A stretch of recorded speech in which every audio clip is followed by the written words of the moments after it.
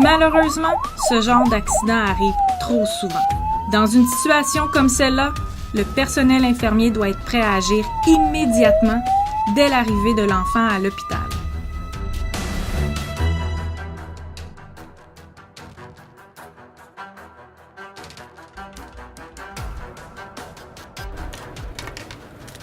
Bonjour, je suis Catherine Roberge, infirmière clinicienne au CHU Sainte-Justine. Dans les prochaines minutes, vous serez amené à constater l'étendue du rôle de l'infirmière, ainsi que les spécialités en soins infirmiers qui sont requis dans la prise en charge d'un grand brûlé, et ce, de l'urgence jusqu'à son congé de l'hôpital et même lors de son suivi en clinique externe. Tout débute par le téléphone des ambulanciers. Dès lors, l'équipe soignante se prépare à l'accueil du patient dans une salle de réanimation, salle de soins ultra spécialisée de l'urgence. Dès l'arrivée à l'hôpital, une équipe composée d'infirmières, de médecins spécialistes, d'inhalothérapeutes et de préposés aux bénéficiaires prend en charge rapidement le patient qui est en situation critique et instable.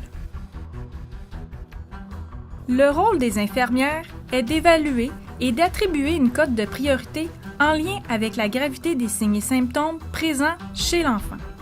Ensuite, elles doivent, entre autres, prendre les signes vitaux, installer les moniteurs de surveillance et les perfusions intraveineuses. Enfin, elles évaluent l'état des brûlures et des plaies, préparent et administrent la médication requise et rédigent les notes au dossier afin de rendre compte de leurs évaluations, des soins donnés et de leur jugement clinique. Dans une telle situation, l'infirmière doit intervenir avec assurance, calme, rapidité et précision afin de détecter les signes de détresse respiratoire et cardiaque, ainsi que le niveau de douleur du patient, tout en agissant en étroite collaboration avec l'équipe multidisciplinaire. Durant cette même période, une infirmière assure une présence auprès des parents inquiets et angoissés, en les informant de la situation, en les rassurant et en répondant à leurs questions. Le patient est ensuite dirigé vers les soins intensifs.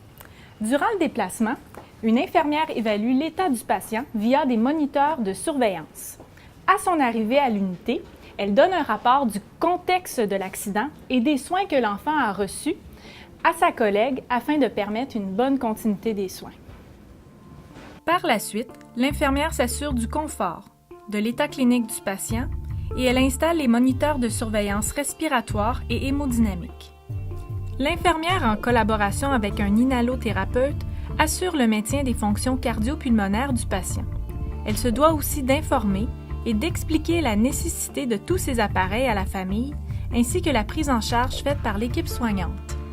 En raison des traitements, nécessitant une grande vigilance et une surveillance de haut niveau aux soins intensifs, les infirmières de ce secteur doivent dispenser des soins ultra spécialisés tout en priorisant l'accompagnement de la famille dans ce contexte de soins.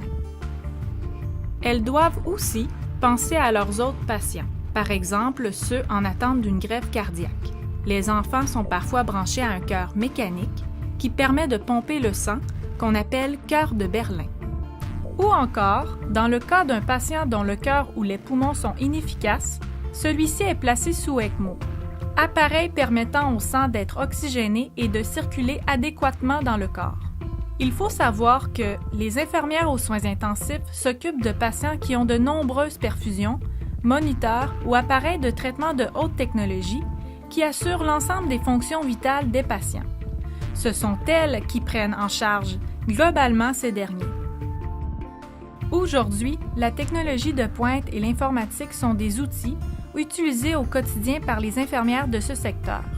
Ils leur permettent, entre autres, d'inscrire leurs notes directement dans un dossier informatisé, de consulter rapidement les résultats de laboratoire à l'écran et de visualiser les différents rapports d'imagerie médicale. Malgré l'environnement très technologique, l'infirmière doit permettre à la famille de participer aux soins tout en ayant une approche humaine et chaleureuse.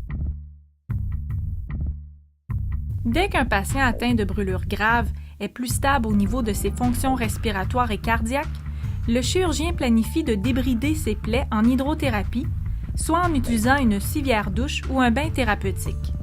Lors du traitement, l'infirmière assure, en collaboration avec l'anesthésiste, l'évaluation et la gestion de la douleur, la surveillance des signes vitaux et l'administration des médicaments. Au moment où le patient est prêt à recevoir une greffe de peau, l'équipe de chirurgiens en plastie prévoit une intervention au bloc opératoire. Le rôle de l'infirmière de ce secteur consiste dans un premier temps à accueillir et à sécuriser l'enfant dès son arrivée et à établir un climat de confiance auprès de ce dernier et de sa famille. Dans la salle d'opération, l'infirmière joue un rôle déterminant. Elle est responsable de préparer les instruments chirurgicaux et de s'assurer de la stérilité de l'environnement afin de ne pas contaminer le patient. Lors de l'intervention, son travail consiste à assister le chirurgien et son équipe tout au long de la greffe.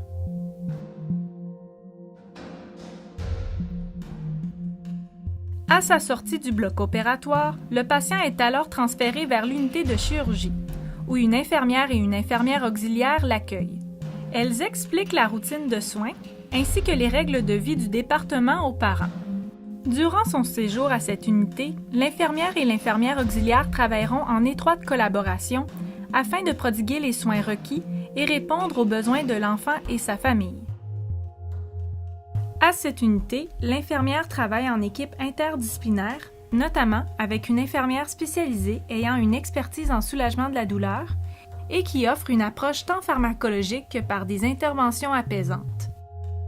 Elle travaille également avec des stomothérapeutes, infirmières ayant une grande expertise dans les soins de plaies. Celle-ci évalue les plaies et recommande les traitements spécialisés nécessaires à la cicatrisation. Par ailleurs, l'infirmière joue un rôle primordial dans cette unité durant tout le séjour de l'enfant. Elle doit, entre autres, évaluer la douleur avec l'enfant. Par exemple, elle utilise un outil adapté à l'âge du patient qui permet à celui-ci d'indiquer l'intensité de la douleur ressentie. Offrir le confort au patient en lui administrant la médication prescrite et évaluer si celle-ci est efficace. Enseigner les soins de plaie à l'enfant et à sa famille. Préparer le retour à la maison et s'assurer que la famille comprend, participe et adhère à la planification des traitements, comme le changement de pansement et la diète particulière prescrite à un grand brûlé. Finalement, assurer la continuité des soins, c'est-à-dire coordonner le suivi avec le médecin traitant, les professionnels et les partenaires du réseau communautaire. Par la suite, le patient est suivi en clinique externe afin de terminer sa convalescence à la maison. Lors de ces visites, l'infirmière de la clinique de plastie a pour rôle d'évaluer la guérison de la peau, de changer les pansements, mais aussi d'enseigner les soins et traitements aux patients et à la famille. Elle se rend également disponible à ces derniers par téléphone, en écoutant leurs préoccupations, en répondant à leurs questions et en validant les changements qui surviennent à la maison. Travailler auprès de la clientèle des grands brûlés exige des infirmières de maintenir leurs connaissances à jour continuellement. Certaines équipes d'infirmières sont dédiées au développement professionnel de leurs collègues. D'autres, comme les cadres conseils en sciences infirmières et les conseillères en soins infirmiers, planifient et préparent leur formation avec les équipes soignantes, les médecins et les autres professionnels.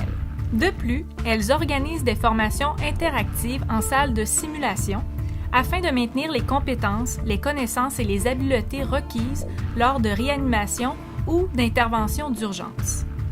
La formation est une dimension importante du rôle de l'infirmière. Dans cette profession, il y a continuellement des mises à jour selon l'évolution des pratiques en soins, des changements technologiques, des avancées scientifiques et du nouveau matériel de soins.